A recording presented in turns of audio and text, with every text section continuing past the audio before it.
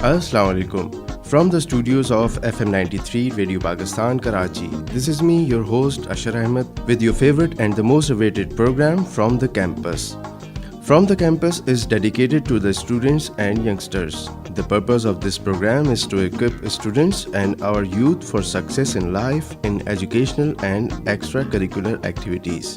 We always strive to come up with the new ideas, interesting and informative segments, and more importantly, interviews of inspiring personalities, the people we all should follow for the betterment and nourishment of ourselves. Today we have invited in our studios one of the distinguished personalities. A big number of people have been privileged by her services. In 1959, she earned MBBS degree from Dow University. Later, she moved to Germany for higher studies. She is a senior diabetic expert and she is associated with Sindh Institute of Urology and Transplantation. A national asset and a philanthropist, Dr. Fatima Jawad. How are you, Dr. Saiba, and a very warm welcome to our show. I'm fine, thank you very much, and it's a pleasure to be here with the younger generation of our country. Thank you, Dr. Saiba, for coming to our show. What is your feeling today by coming to a Students and Youngsters program? Do you recall your early age, your life as a student? Yes, I do. It was very different from what it is today. When we entered into medical college, there were just 120 students in the first year against 500 or 600 which are taken in now. It was a small number of people, small group. Everybody knew one another. We were all friends. We studied together. We worked together, and it was very different and a lot of pleasure. Dr. Fatima Jawad, why did you opt to become a diabetologist? What are those universal principles or the guiding rules which you have followed throughout your life? Well, I think becoming a diabetologist was, I can call it accidental, in the sense that I did my MBBS and then I was working as a physician, a junior physician at that time. And I got married and my mother-in-law developed diabetes. So I had to take care of her, and I thought that to take better care of her, I should have a very good knowledge. So I joined the Diabetic Association of Pakistan, where there were all diabetics coming in for treatment, and that is where I started my career as a diabetologist, which eventually grew up, and as you just said, then I was trained in Germany, and that was the basic solid foundation I got. As a doctor, I had the strong belief that as soon as you decide to enter into medical college, you have to forget about yourself. You are then meant only for the community, the patients, and for service to humanity. And once you pass out, then it becomes even stronger, because then this is no time for yourself. All the time is for your patients and for the ailing humanity. And I would suggest and recommend this to all the younger generation who want to go into medical college, who want to become doctors, that they have to forget about themselves. Secondly, you have to read. Throughout your life, you have to read and increase your knowledge and get to know about the latest developments in your field, which if you do not do, you will be lagging behind. Okay, all right. Dr. Fatima, please give some career counseling to those willing to step into this field. Diabetes is a big field now, because as we know that the incidence of diabetes is rising very fast especially in the developing world and a country like ours. And therefore we see maybe 1 in every 4 persons to be having diabetes, and they need proper guidance, proper counseling and proper treatment throughout, because there is still no cure, no absolute cure for diabetes. So they have to be supported. And all those people who would like to go into this field, they'll have to work very hard, they'll have to be very dedicated, and they will have to go on reading and increasing their knowledge every day, I would say. Okay. What is your advice to those who are affected by diabetes, and why are the incidents rising in the developing countries, especially in Pakistan?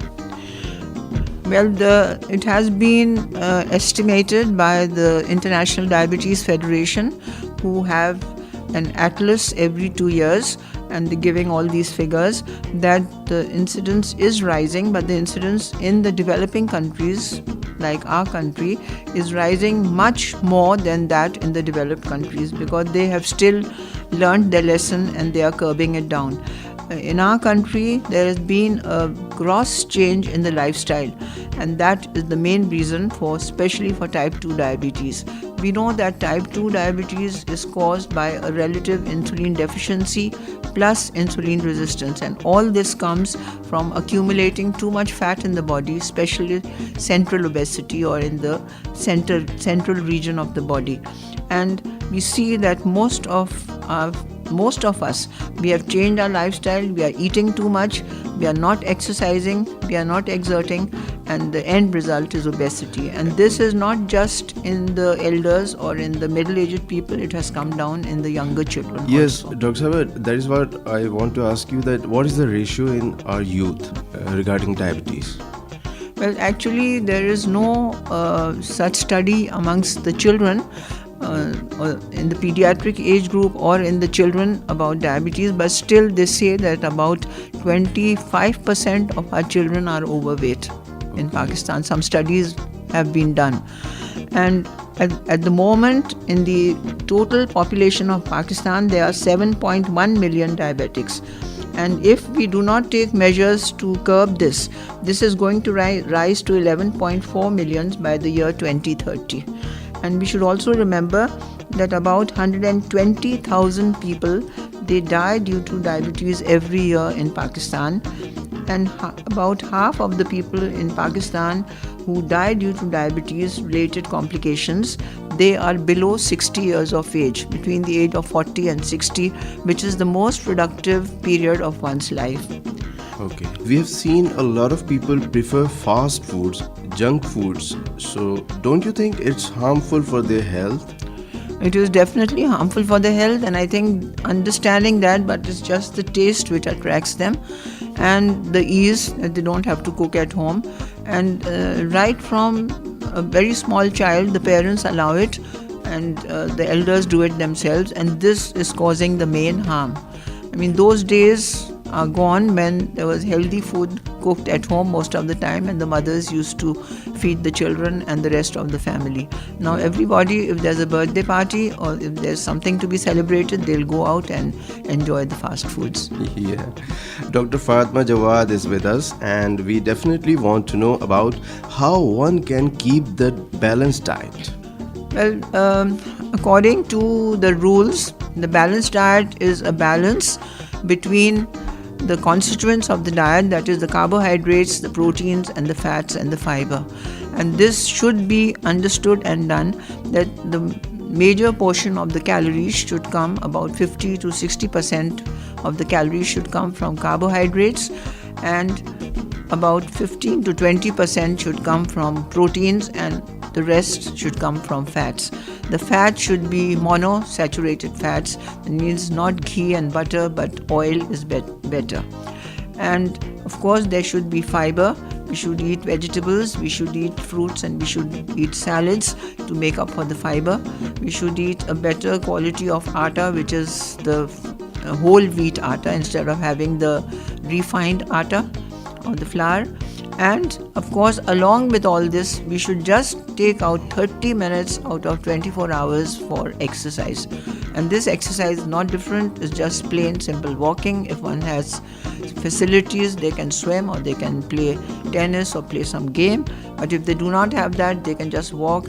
Even if they do not have a park to go to, they can do just walking, spot running at home, just half an hour. That is going to help out with their physique, with their they won't put on weight, and if a person has diabetes, they will help to control it better. Dr. Fatma, being a diabetologist, how do you manage your life? What is your leisure time? Well, I'm working the whole day at with my patients, and I come home in the evening, and in the night, before I go to bed, I have to read. I read for at least 2 hours, or I have to write. And the leisure time is just, I try to relax by listening to music. I'm very fond of the old songs, old ghazals, we've had so many good ghazal singers in Can our you country. sing for us? Well, there's Mehdi Hassan and there is Madam Noor Jahan. Yeah. There's so many. So, and it's not difficult to nice. get it now. We have it all on the net also. So I enjoy that. And of course, I like to sleep around 11 o'clock and get up early in the morning. And I would just recommend to all the students who are listening to me that if you sleep very late in the night, you really cannot study very hard. I mean, whatever you're studying is not going to be recorded in your brain. But you just have a satisfaction that you're sitting with your big books till 3 o'clock in the morning. If you study, and then you sleep the next day till 11. Sleeping late and getting up late is a precursor for diabetes, for obesity, and many other diseases. All right. Finally, Dr. Fatma Jawad, what message do you want to give to our youth? Why not share a secret of your success? Well, one has to have certain mottos and follow them. One motto should be that patience and perseverance overcome mountains. There will be many difficulties in life, many hurdles in life, but if you have patience and you go on persevering, you will overcome that. Secondly, you have to be sincere to whatever profession you have. You have to be sincere. You have to work hard and you have to work honestly. It always pays. Thank you very much, Dr. Fatma Jawad, for being with us in our show. It's my pleasure, and I wish all the students who are listening to me good luck in their future careers. Wow, thank you very much. I hope that our listeners would have found this interview enlightening. Dear friends, inshallah, I'll bring you another distinguished personality in the next program. Until then, this is me, Ashar Ahmed.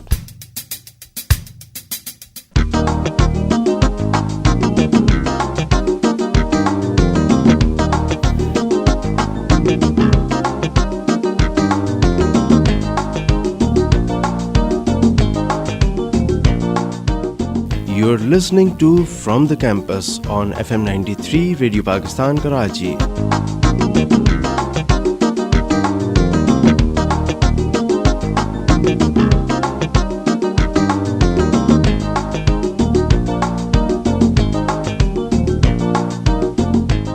Dear friends, it is said that there is no true friend like a book.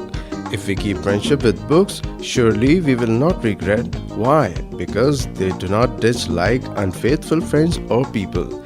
Yes, it is true.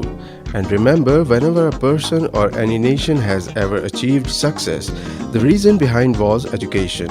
And where does the education come from? Obviously, mainly from books. So, we must keep a relation with books. Why not make it a habit to read and learn from books? Not the whole book at once, but a page or a short good read, and then implement it in the real life. Yes, think what you have read about, talk about it, and try to implement in the real life. If your read is good, then you will become good. Simple. Reason why? Now we have a segment called Books and Authors. Assalamu alaikum. Welcome to the segment Books and Authors, and it's me, Faiza Noreen. Well, as the name suggests, today I'll be reviewing a book for you written by a particular author, and the writer that I have chosen today is Frances Eliza Hodgson Burnett. Well, first we'll find out that how her writing career started. So let's have a little autobiography about Frances Eliza Hodgson Burnett. She was born on 24th November 1849 as a third of 5 children of Edwin Hodgson, who was an ironmonger, and his wife Eliza Boone. Barely a year later, Edwin Hodgson died of a stroke. Frances was cared for by her grandmother. From her grandmother, she learned the passion for reading. As it is said wisely, whenever you read a book, somewhere in the world a door opens to allow in more light. Frances and her family started to go through hard times after the death of Edwin Hodgson. They immigrated to United States and settled near Knoxville. Frances had a passion for writing since a very young age, although during hard times her mother asked her to burn all of her writing pieces. She did not stop writing. That helped her family during hard time. As moving near Knoxville, Frances started to sell her writings in order to earn money. Her first story got published in Goody's Lady's Book in 1868. After that, she was being regularly published in Goody's Lady's Book, Scribner's Monthly, Peterson's Magazine, and Harper's Bazaar. In order to escape her family poverty, she overworked herself. She used to call herself a pen driving machine, but her writing skills saved her family from poverty and made her one of the most famous writers of her time. Her first novel, The Lass O'Lowries, was published in 1877, followed by the very famous The Little Fauntleroy in 1886, A Little Princess in 1888, although she also wrote a lot of books on adult literature, but she is most famous for her writings for children. Frances Eliza Hodgson Burnett died on 29th October 1924, leaving behind a collection of wonderfully treasured books for the enlightenment of her readers. Well, the book that I am reviewing today by Eliza is a children's classic, basically one of my favorites, and the book's name is The Secret Garden. It was written in 1911. The Secret Garden is a children's classic with characters to whom you can relate one way or another. The center of attraction of this book is a girl named Mary Lennox, who is a 10-year-old child born in a wealthy British family who lives in India. But things are not as same as with any 10-year-old child with Mary. Her parents never wanted her in the first place, so they never cherished her presence. Instead of bringing her up, they were almost always busy with their work, and Mary was left alone with only servants to look after her. That made Mary a very troubled child who was always sick, throwing tantrums around. She was an ignorant and a selfish kid. Servants who looked after her kept her at peace so that she won't create any troubles for her parents. Mary Lennox is shown as a rude, obstinate, and aggressive child who always depends on her servants to look after her. However, the tables turned when cholera epidemic hits India and her parents got sick and died eventually. Mary was left alone in her house. She was rescued from the house and lives shortly with an English clergyman and his family, and then she was sent to Yorkshire, England, to live with her uncle Mr. Craven, who lives in a lavish mansion built in a moor and is called Misselthwaite Manor. The past accidents didn't change Mary a lot. She was still the same rude child, and her rudeness increased when she realized that there was no one to look after her over there. She has to do her work all by herself. Mary started to complain about the situation, also about the moor which surrounds the mansion. She was told to stay confined within the rooms allotted to her and to find activities to amuse herself. For Mary Lennox, this was way